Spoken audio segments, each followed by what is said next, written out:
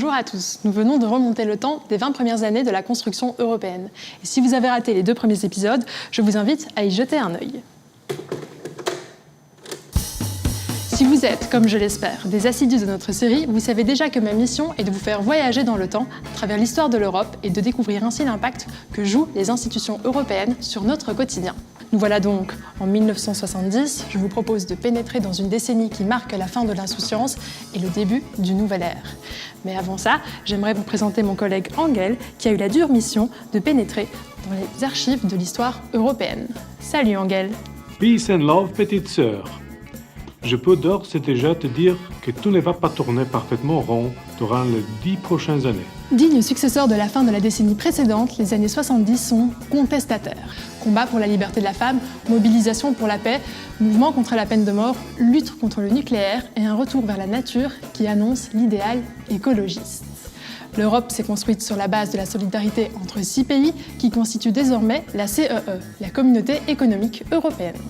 En soutenant le secteur de l'énergie et de l'industrie, l'Europe a essayé de garantir une paix durable après les horreurs de la guerre. En soutenant l'agriculture, la CEE permet à tout un continent de prospérer en dehors des jeux de pouvoir qui tiraillent le monde. La CEE soutient des régions qui sont plus défavorisées que d'autres. Elle augmente le standard de vie des citoyens européens. Et ce projet historique à 6 nations va en attirer d'autres. Le Danemark, l'Irlande, le Royaume-Uni rejoignent en 1973 dans la grande aventure européenne l'Allemagne, la Belgique, la France, l'Italie, le Luxembourg et les Pays-Bas. À 9, on est plus fort qu'à 6, même si on augmente de la sorte les disparités, les intérêts et les priorités. De nouvelles inégalités apparaissent entre les régions de marché commun élargi. Plus que jamais, il faut composer pour répartir les richesses au mieux. C'est l'époque où un choc pétrolier sans précédent va frapper de plein fouet les marchés mondiaux et les 9 pays membres de la communauté économique européenne vont entrer en récession. Le moment est venu de se serrer les coudes et de mettre en place les leviers qui permettront de sortir ensemble de cette crise. On a retenu les leçons du passé. On sait que rien ne relance mieux l'économie que les grands travaux d'infrastructure.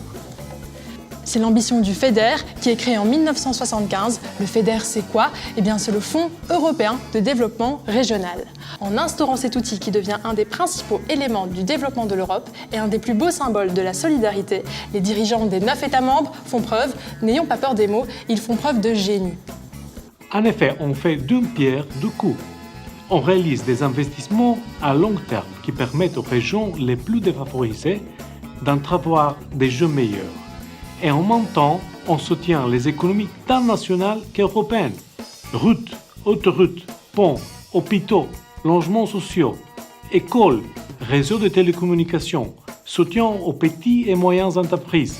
L'Europe cofinance ainsi les collectivités territoriales grâce au Fonds européen de développement régional et cela génère des dizaines de milliers d'emplois. Cet immense coup de pouce constitue un véritable levier dans le dur contexte social de la restructuration industrielle qui touche la classe ouvrière. Si l'on prétend souvent que les années 70 sont celles de la grande désillusion et de l'avènement de l'individualisme et de la remise en cause du pouvoir politique, la construction de l'Europe reste un espoir pour le citoyen de vivre mieux. Et en parlant d'avenir, je vous propose de m'accompagner dans le prochain épisode consacré aux années 80 où l'on verra comment la communauté économique européenne va encore se développer et comment les citoyens vont mieux vivre ensemble. A plus, Angel. Do widzenia, Afsa!